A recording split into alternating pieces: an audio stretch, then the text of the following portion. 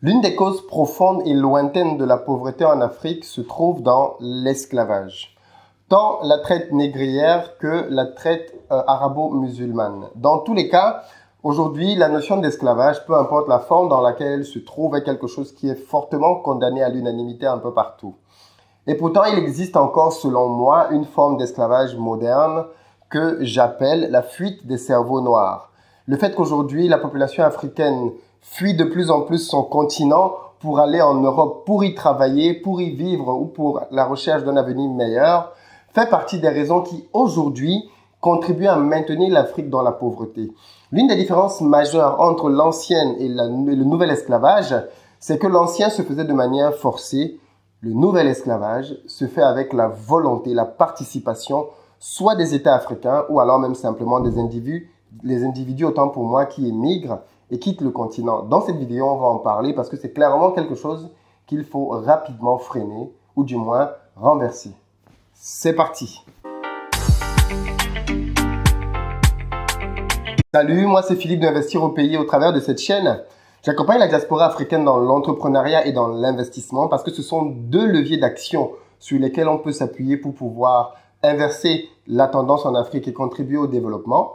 Si c'est quelque chose qui t'intéresse, alors je t'invite à t'abonner à cette chaîne et à activer les notifications pour être informé de l'apparition de chacune de nos 3 vidéos hebdomadaires, le lundi, le mercredi et le vendredi à 8 h du matin, mais aussi de pouvoir participer en live aux 2 événements en direct que je fais les dimanches par mois afin de pouvoir poser des questions directement soit à moi, soit à mes invités entrepreneurs qui te partagent les astuces, les secrets, mais aussi les difficultés par lesquelles ils sont passés pour pouvoir créer leur business. Parce que je crois vraiment qu'en créant les business, l'Afrique a une chance de pouvoir s'en sortir. Et toi aussi, tu peux le faire.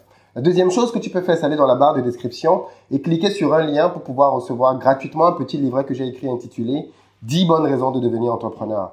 C'est un petit livret qui se lit rapidement et qui va te permettre de te bâtir un bon état d'esprit pour te lancer dans les affaires. Alors, c'est le dernier rappel que je fais par rapport à ça, mais il faut que tu saches que le week-end qui arrive là, j'organise à Paris un événement business le samedi 26 janvier. L'idée, c'est de pouvoir partager autour de la création d'entreprises, justement.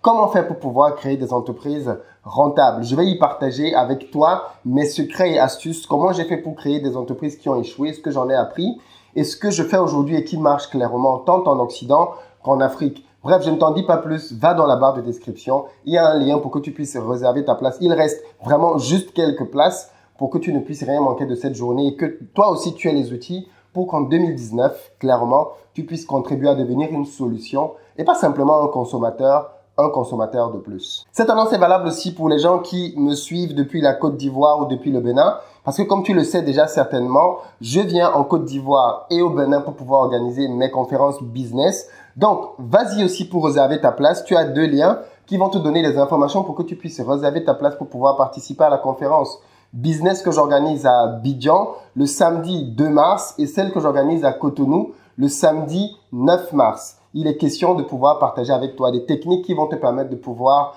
tout faire exploser à Abidjan et à Cotonou au travers du business. Bref, je ne t'en dis pas plus. Là aussi, tu as aussi une vidéo dans la barre de description qui t'explique ce qu'on va faire ce jour-là, comment tu fais pour réserver ta place. Et voilà, tout est entre ta main désormais. Fin de la parenthèse. Alors, je voulais parler aujourd'hui dans les vidéos du mercredi, comme tu le sais bien, d'un sujet assez structurant, un sujet sensible bien évidemment, sur lequel il est possible de faire plusieurs vidéos. Aujourd'hui, on va parler de l'esclavage moderne dans l'une de ses formes, parce que comme tu le sais bien, c'est un esclavage qui existe sous plusieurs formes. Mais comme je l'ai dit en introduction, à l'époque, quand on parlait de l'esclavage, on voyait des gens qui étaient forcés de quitter leur continent par le colonisateur, par l'esclavagiste, pas par le colonisateur, autant pour moi, qui les prenait pour les emmener soit en Arabie, soit plutôt aux États-Unis pour le commerce triangulaire. Et ça, c'est quelque chose qu'on a longtemps déploré. Il se trouve qu'aujourd'hui, c'est un système qui continue quand même d'exister parce qu'aujourd'hui, on a la fuite des cerveaux. Pourquoi est-ce que je fais la comparaison entre les deux? Parce qu'en fait, c'est à peu près la même population qui s'en va. À l'époque, pendant l'esclavage, on ne prenait pas tout le monde. Je veux dire, les esclavagistes avaient des profils bien particuliers de personnes qu'ils recherchaient. Ils ne voulaient pas vider le continent de toute sa population. Non, ils prenaient les forces vives. Ils prenaient les intelligences, pas les intelligences, mais les forces physiques les plus importantes. Parce que vu le type de tâches auxquelles il est destiné, ils voulaient des hommes et des femmes en très bonne santé, physiquement robustes et qui pourront tenir à la difficulté qui leur était réservée de l'autre côté.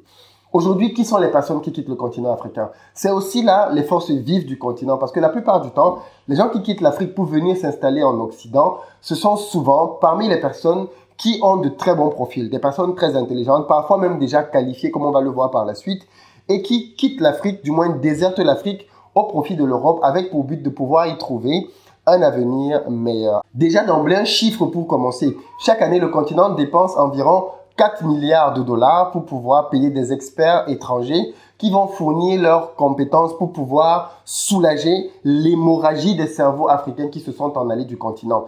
Il y a pas mal de pays dans lesquels ces éléments-là sont déjà connus. On connaît par exemple aujourd'hui la fuite, notamment des docteurs et des infirmières au Malawi, au Zimbabwe. Mais tiens, pour que tu aies quelques chiffres, est-ce que tu sais par exemple que l'Angola, par exemple, a perdu 70% de ses médecins qui sont partis pour exercer au Portugal? 70%.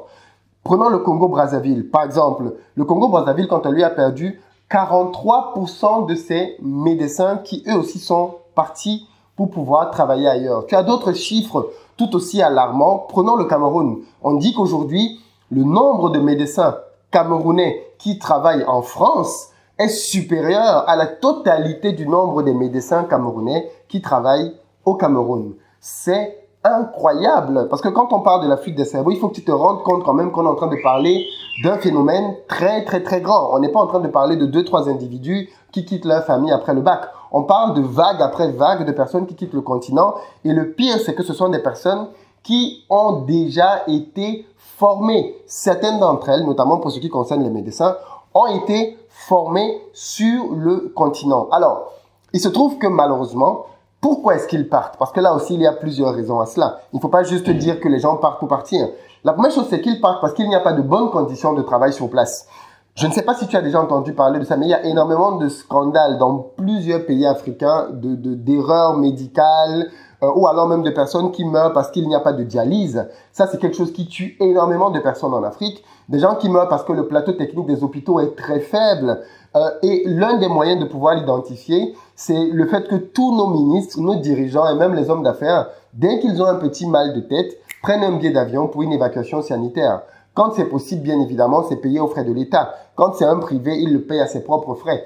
Preuve qu'ils sont eux-mêmes conscients que le système sanitaire qu'ils ont mis sur pied dans leur propre pays est inefficace, inopérant. On a beau construire chaque année de nouveaux bâtiments, cela reste totalement insuffisant parce qu'il ne faut pas confondre bien évidemment la qualité de la quantité. On peut avoir énormément de bâtiments, mais le niveau, c'est pareil avec l'éducation parce que ça c'est quelque chose, je fais une petite digression, mais beaucoup de politiciens quand il s'agit de faire leur bilan, listent les réalisations. Tel nombre d'écoles construites, tel nombre d'hôpitaux construits, tel nombre de puits faits, ainsi de suite. Alors, plusieurs choses à relever par rapport à ça.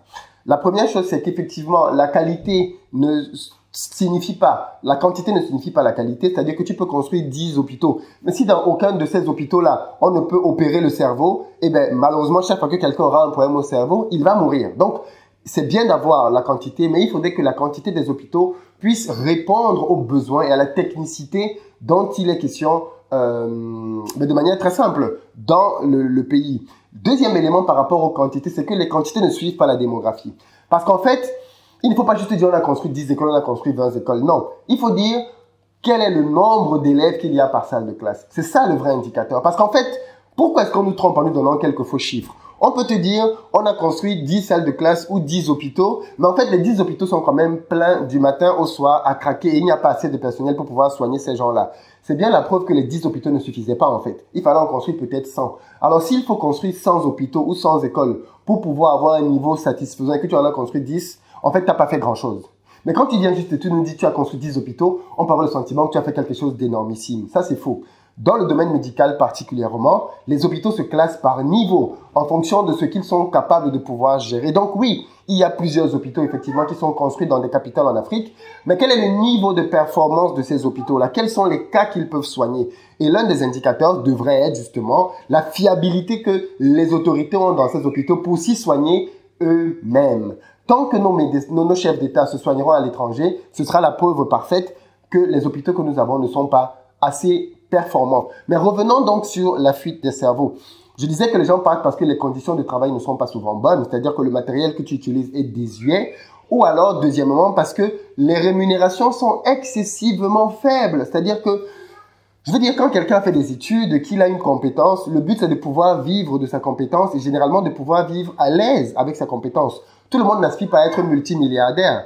Mais quelqu'un qui a fait des études et est devenu médecin aura du mal à comprendre qu'au quotidien, il ne peut pas payer la scolarité de ses enfants parce qu'il a un salaire de 300 euros. Figure-toi par exemple qu'au Cameroun, les médecins, bac plus 8, bac plus 9, sont payés 300 euros, l'équivalent de 200 000 francs CFA.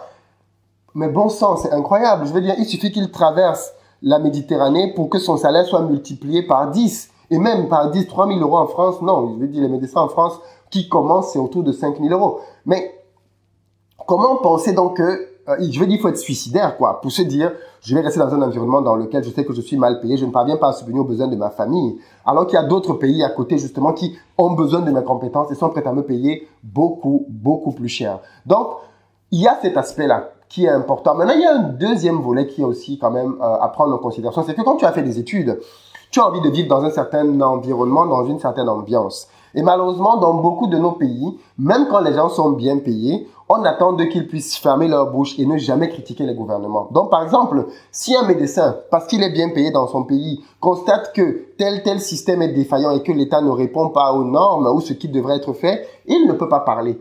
S'il parle, il va perdre son boulot. Et donc, bien évidemment, cette pression qui est mise sur les gens les pousse aussi à partir parce qu'ils se disent, non mais bon sang, j'ai pas fait toutes les études que j'ai faites, j'ai pas appris tout ce que j'ai appris pour venir me taire devant un gouvernement qui ne me permet pas de pouvoir parler. Je vais quitter le pays pour aller à un endroit là où je serai libre de pouvoir parler. Parce que les gens le négligent souvent, mais la liberté est un élément très important qui pousse les gens à parfois prendre des décisions que l'on peut ne pas comprendre. Donc voilà, il y a des gens qui ne veulent simplement pas exercer leur profession dans de tels contextes. L'autre élément, parce que là j'ai parlé des médecins et tu peux te dire que bon, mais c'est comme ça dans toutes les autres formations. En réalité, non. On a un gros problème avec le système éducatif en Afrique. C'est le fait que on forme des gens qui ne viennent pas répondre à des besoins sur le marché de l'emploi. C'est-à-dire que dans nos universités, et je l'ai déjà dit dans une autre vidéo, tu as énormément de philosophes, tu as énormément de sociologues, tu as énormément de docteurs en droit, tu as énormément de juristes, tu as énormément de gens de lettres. C'est bien. Je veux dire, en soi, ces diplômes-là, pourquoi pas. Mais aucun pays ne se développe avec ces diplômes-là. Les pays se développent avec de l'ingénierie, les pays se développent avec des métiers techniques. Or, nos universités en Afrique pilulent de docteurs en lettres, de docteurs juristes, de docteurs en droit de ceci, de docteurs en spécialité littéraire Victor Hugo. Je veux dire, on a toutes les formes possibles de doctorat dans des matières qui ne servent pas. Et donc, du coup, bien évidemment, il y a une inadéquation entre le monde de l'école et le monde du travail. À quoi ça sert d'avoir un bac plus 15 si quand tu sors de là, tu n'es pas utile pour pouvoir résoudre les problématiques de ta société? À quoi ça sert ce type de diplôme-là? On gagnerait plutôt à avoir des gens qui sont peut-être moins diplômés, peut-être même qu'on a formé jusqu'au niveau du bac, mais qui, quand il sort de là avec son bac, a la possibilité de commencer à travailler tout de suite dans un domaine technique et qui va pouvoir continuer à peut-être avoir des diplômes en parallèle de sa formation pour devenir 5, 6, 7, 8 ans plus tard ingénieur en électrotechnique, en mécanique, ainsi de suite. Parce que c'est dans le processus même de sa croissance qu'il a appris les choses et qu'il est devenu quelqu'un de totalement utile à sa société. L'Afrique doit adapter son éducation à ses besoins. On ne peut plus continuer aujourd'hui à faire comme si on ne voyait rien. Les gens cumulent des titres et c'est pour ça qu'il y a la diplômite. C'est-à-dire quelqu'un a 3, 4, 5 diplômes. C'est pas parce qu'il aime tant que ça les études. C'est parce que quand il a fini le premier diplôme, il n'a pas trouvé de boulot. Il n'allait pas rester au quartier à ne rien faire. Il a entamé un deuxième diplôme qu'il a terminé et il n'a toujours pas trouvé de boulot. Mais il ne va pas rester au quartier à ne rien faire. Il a entamé un troisième boulot, un troisième diplôme, ainsi de suite, ainsi de suite. Et donc, du coup, bien évidemment, tu te retrouves avec des gens qui ont des diplômes et des diplômes et tout le monde se bat désormais pour faire quoi? Pour travailler dans la fonction publique. Et ça aussi, bien évidemment, c'est pas possible à long terme parce que l'État ne peut pas embaucher tout le monde. Un État dans lequel les gens se battent pour être fonctionnaires, c'est un État qui a déjà échoué, clairement. Notre problème, c'est la modicité des salaires des enseignants. Je veux dire, on a parlé tout à l'heure des médecins, mais le phénomène des mauvais salaires se retrouve partout. Plutôt que d'avoir 3 ou 4 enseignants qui vont bien toucher justement de l'argent et pouvoir faire leur travail de manière décente, on va en avoir 40. Donc, du coup, comme il y a 40 personnes, on divise le salaire par 40 et tout le monde a un très petit salaire et tout le monde se plaint. Et parmi ces enseignants-là, ceux qui peuvent partir, ils se cassent, clairement, parce qu'ils ne veulent pas continuer de travailler dans des conditions exécrables dont j'ai pu parler tout à l'heure. Tu as des enseignants qui veulent même, qui ont même la passion de l'enseignement. Mais quand ils voient combien ils gagnent à la fin du mois, il n'a pas envie de continuer. Et quand tu le veux ou non, le salaire est une source de motivation. Si tu crois que je mens, tu n'as qu'à diviser ton salaire par 3 aujourd'hui et tu verras si tu seras toujours motivé à aller travailler pendant très longtemps pour ton patron. Donc, le paradoxe donc de l'Afrique, c'est celui-là. C'est que tu as toutes ces ressources humaines dont je t'ai parlé, qui sont très compétentes, qui savent faire beaucoup de choses, mais qui quittent le continent. Et donc, du coup, tu te retrouves dans une diaspora africaine qui est pleine de compétences. Voilà pourquoi dans cette chaîne, j'incite vraiment la diaspora africaine à retourner investir en Afrique. J'ai créé plusieurs formations pour ceux qui ne s'y connaissent pas du tout, pour leur donner des outils. J'ai expliqué qu'on peut lancer l'élevage de poulets avec moins de 2000 euros. Et j'ai une formation là-dessus. Tu peux trouver un lien dans la barre de description. J'ai expliqué qu'on pouvait se lancer en agriculture dans le piment avec très peu d'argent. Tu as un lien là-dessous.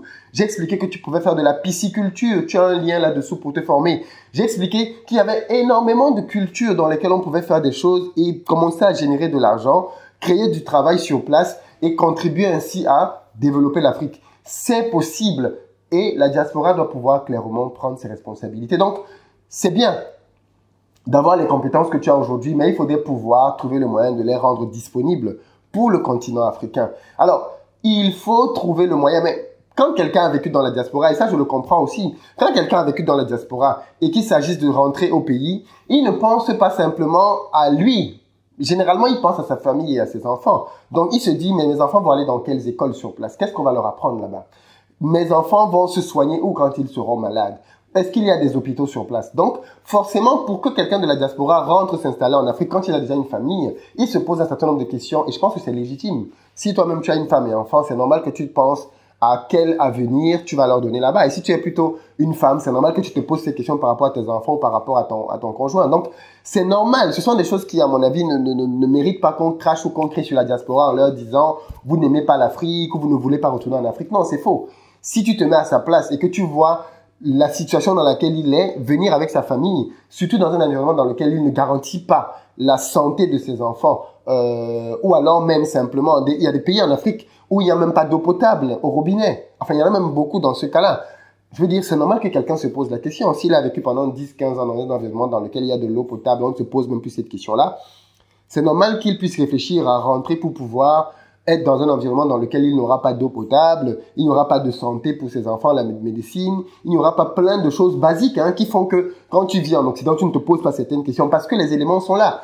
Eh bien oui, moi je trouve que c'est normal. Et donc du coup, pour pouvoir permettre donc que les gens de la diaspora retournent en Afrique, pour pouvoir donner leurs compétences, il faut que les États, plutôt que de dépenser 4 milliards de dollars tous les ans pour payer des Occidentaux à venir apporter des réponses sur place, qu'ils investissent ces 4 milliards de dollars par an pour pouvoir construire des hôpitaux, faire des écoles de bon niveau et croyez-moi, la diaspora rentrera d'elle-même en courant parce qu'elle verra qu'il y a des conditions sur place qui font qu'elle n'a plus à rester à l'extérieur parce que les salaires seront acceptables. Les gens savent bien qu'en venant en Afrique, ils peuvent avoir une perte de salaire, ça ils le savent, mais pas forcément diviser son salaire par 10 si en contrepartie en plus, il n'y a pas d'éléments pour qu'ils puissent vivre sur place de manière décente. Parce que si tu diminues les salaires, mais qu'en parallèle, tu le loges ou tu lui donnes des infrastructures dans lesquelles il peut s'épanouir, les gens peuvent accepter. Mais si tu diminues son salaire drastiquement, d'accord, le mec qui touchait 5 000 euros doit venir toucher 200 000 francs au Cameroun, le médecin. Ok.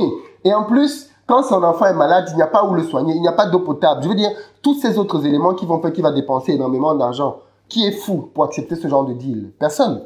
Du coup, on prend des mercenaires, des Occidentaux qui viennent pour 3 mois, 6 mois, qui logent dans des hôtels, tout frais payés par l'État, font des choses que les Africains de la diaspora peuvent très bien faire et repartent après avoir accompli leur mission, les poches pleines.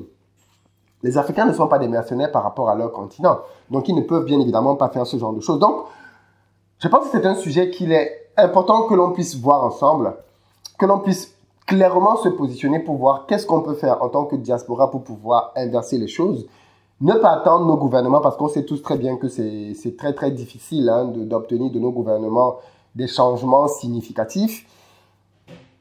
Et comprendre. Moi, je dis qu'il faut comprendre les gens pour pouvoir essayer de répondre à leurs prérogatives et à leurs besoins. Donc, les gens de la diaspora ont des raisons de partir et ceux qui sont sur place ont des raisons de partir parce qu'ils sont dans une misère qui ne dit pas son nom. Et malheureusement, je les comprends. Ils veulent partir en Europe, ils veulent partir en Asie. Maintenant, ils veulent même partir en Chine ou en Inde pourvu qu'ils quittent l'Afrique, quoi. Parce que pour eux, c'est mieux partout ailleurs que chez eux-mêmes. Je terminerai en parlant de Singapour parce que je sais que les Africains, certains vont venir dans les commentaires pour me dire, Philippe, c'est la faute de l'Occident. Oui, bien sûr que je l'ai dit au départ, l'Occident y est pour beaucoup, mais je pense quand même que depuis un certain nombre d'années, les Africains auraient pu commencer à inverser les choses. Si nous avions eu des Thomas Sankara à la fin de tous nos États, l'Afrique ne serait plus là où elle est aujourd'hui. Clairement, si nous avions eu des Thomas Sankara à plusieurs postes, l'Afrique respirerait mieux, elle serait mieux respectée et elle aurait certainement de meilleurs résultats parce qu'ils prônaient véritablement une économie dans laquelle les Africains se prenaient en charge eux-mêmes en priorité et dans laquelle ils se battaient pour pouvoir nourrir leur propre population. Donc, prenons le cas de Singapour. Je te rappelle que Singapour a été pendant très longtemps une colonie britannique. Quand les Britanniques sont partis de Singapour, les Singapouriens avaient énormément de raisons de se plaindre. Ils pouvaient dire que leur pays était transformé, ou du moins que leur pays, oui, était transformé en une île de pêche et de prostitution. C'est tout ce qu'on faisait à Singapour. Et pourtant, les Singapouriens se sont retroussés les manches. Et aujourd'hui, Singapour est l'un des pays les plus riches au monde. Donc oui, il y a eu des fatalités en Afrique, mais si depuis les années 2090, on avait eu des dirigeants consciencieux qui travaillaient avec de bonnes politiques pour leur population et pas des pions, je pense qu'il y a des chances que l'Afrique soit aujourd'hui au même niveau que les dragons d'Asie. Parce que ne l'oublie jamais, les dragons d'Asie ont eu des phases dans lesquelles ils étaient plus bas que les pays africains. Et malheureusement, ils ont su s'en sortir. Les Africains se sont empêtrés dans l'argent facile avec des dettes auprès du FMI. Et aujourd'hui, malheureusement, jusqu'en 2019, pas mal de pays africains sont encore dépendants du FMI, ce qui est juste une absurdité totale. Bref, c'est un sujet sur lequel il y a énormément de choses à dire et on ne pourra pas tout se dire. Donc du coup, dans les commentaires, je t'attends pour que tu me dises qu'est-ce que tu penses de cette forme d'esclavage et qu'est-ce qu'on peut faire pour permettre à la diaspora de pouvoir, d'une part, retourner s'installer en Afrique et deuxièmement, se former, comme je le propose aux gens de la diaspora, pour pouvoir investir sur place. Mais c'est pour ça d'ailleurs que je vais désormais aussi en Afrique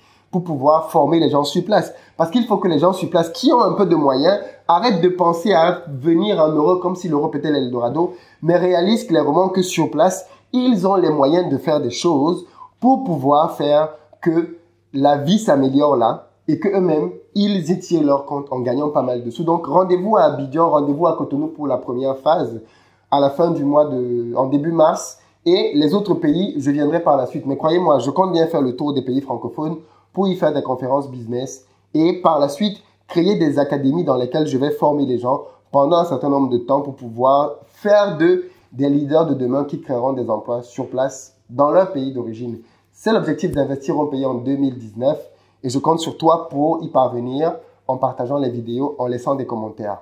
À très bientôt.